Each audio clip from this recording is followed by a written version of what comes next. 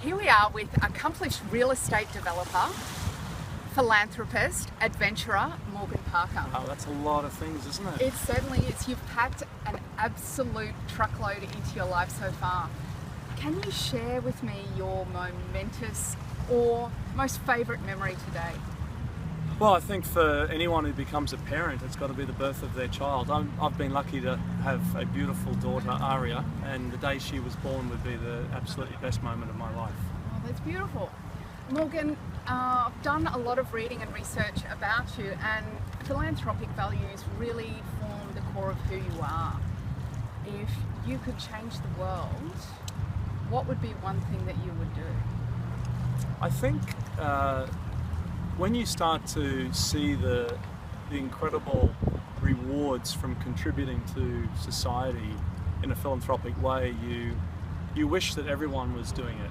And I think what I'd like to see is our society pivot a little bit towards the celebration of the difference people make in society rather than, say, the money they make. The value structure we have in society is very much geared around materialistic objectives.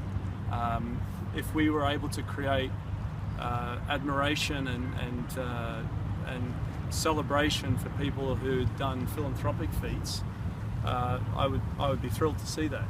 At the moment, they're considered sideline activities and almost quirky to get involved in charity. It's not mainstream.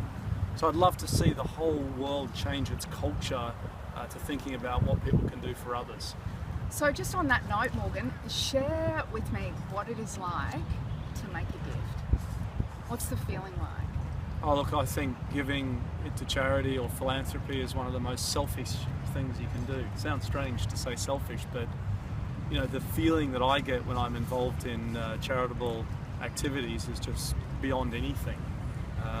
You are able to help other people, but at the same time take so much away from the experience yourself. So I feel an incredible sense of achievement and satisfaction from helping and giving to others. So can you tell me what you would like to pass on to future generations? Look, I think we all need to understand our own mortality more. Not that we should sit around thinking about death, but the reality is we have such a brief time on this planet.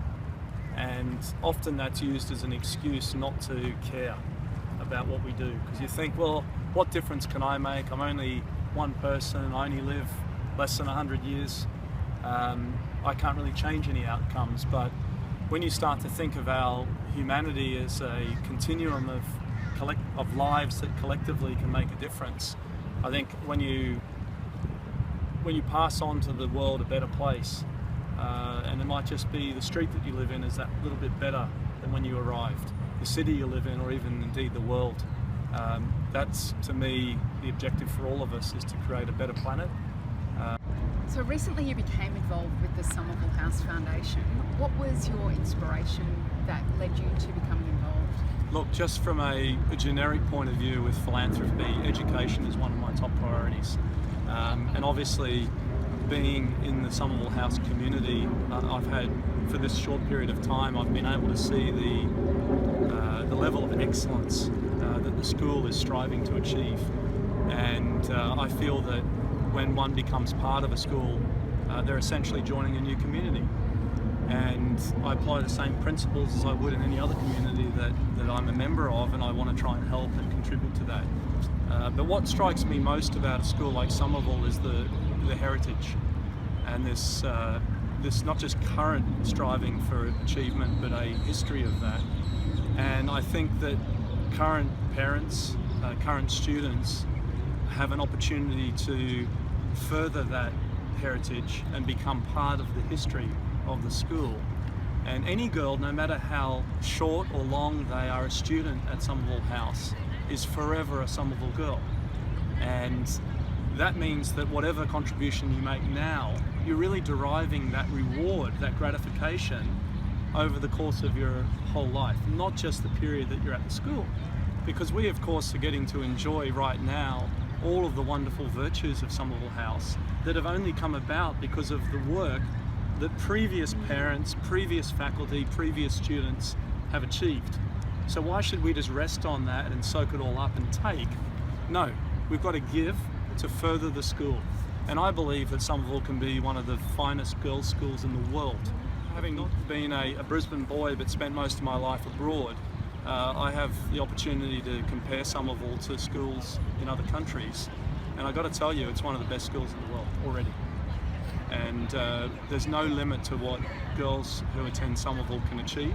And if I can play some small part in helping girls at the school achieve their ambitions, then I just can't see any better way to contribute. That's really wonderful.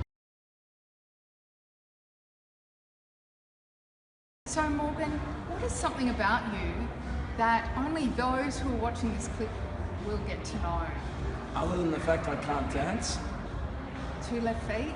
2 left feet. Do you know something that no one knows about me because I keep it secret? Is many years ago I actually was a singer in a band.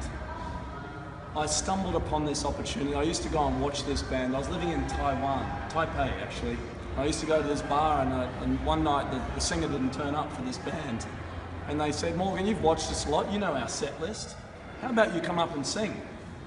And I said, but I can't sing, just like I can't dance. And they said, don't worry, it's fine, we'll back you up. Anyway, it turned out that I did okay, and I ended up singing in that band for about 18 months, every Thursday night, leading this rock band in a club in Taipei. And that's something that I haven't thought of for a long time, let alone vocalised. That's gutsy.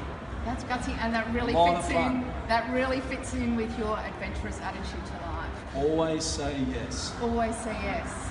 So, with that in mind, I have said yes to doing a marathon on the 3rd of July. With all the experience that you've had, what tips or tricks do you have that I can add to my armoury of success? Well, I've never run a marathon, so I have absolutely no tips to offer there, other than to say that with these long events, and I've done a relatively long expedition myself, and over the course of a long event, it goes from really being a physical challenge to being a mental one. And I think everyone appreciates that with the marathon, which is such a tough test of mind and body. I think you're strong enough mentally to do anything. And what I would encourage you to do, and what I've found gave me great solace on the many hours out on the road by myself, is to think about the family and friends that have supported you to enable you to be there in the first instance. They've given you the confidence to tackle these challenges in life and run for them. And when you find that emotion, you can just do the most incredible things when you're doing it for someone else. All right. Well, that's all we have today on the couch with Morgan Parker. Thanks, Morgan. Thanks, Sarah. Thanks, Somerville House.